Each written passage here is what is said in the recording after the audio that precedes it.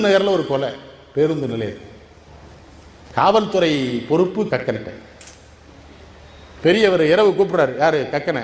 இந்த விருதுநகரில் கொலை நடந்தது எல்லாத்தையும் அரெஸ்ட் பண்ணியாச்சா? கக்கன் பண்ணியாச்சியா? ஒரு பேரை சொல்லி கேட்கிறாரு. அவனேங்கிறாரு. யார் அது?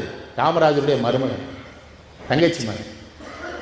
என்னன்னு அந்த கொலை உண்டு கீழே விழுந்த மரண வாக்குமூலத்தில் இவன் பேரையும் சொல்லியிருக்கான்ல, ஏன் கைது பண்ணலங்கிறார். யோசிக்கிறார் கக்கன், நம்ம மருமகன், அதெல்லாம் தப்பு இல்லையா? நான் அப்போ கைது பண்ண சொல்ல, இல்லை நான் அப்போவே கைது பண்ண சொல்லிட்டேன், அவனை கைது பண்ணிட்டாங்க, இனிமேல் இப்படி தப்பு பண்ணாதீங்க.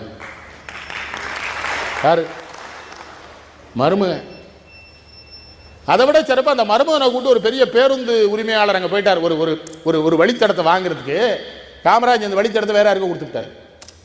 கொடுத்து ஒரு வாரம் கழிச்சு அந்த பேருந்து உரிமையாளர் கூட சொல்றாரு, அங்க நீ தான் பஸ் ஓட்ட முடியும்னு எனக்கு தெரியும்னே, ஆனா நீ அவனை கூட்டு வந்த பார்த்தியா, அதுக்கு தான் நான் அவனை கொடுக்கல, நீ எங்கேயோ தப்பு பண்ண பாக்குறிய.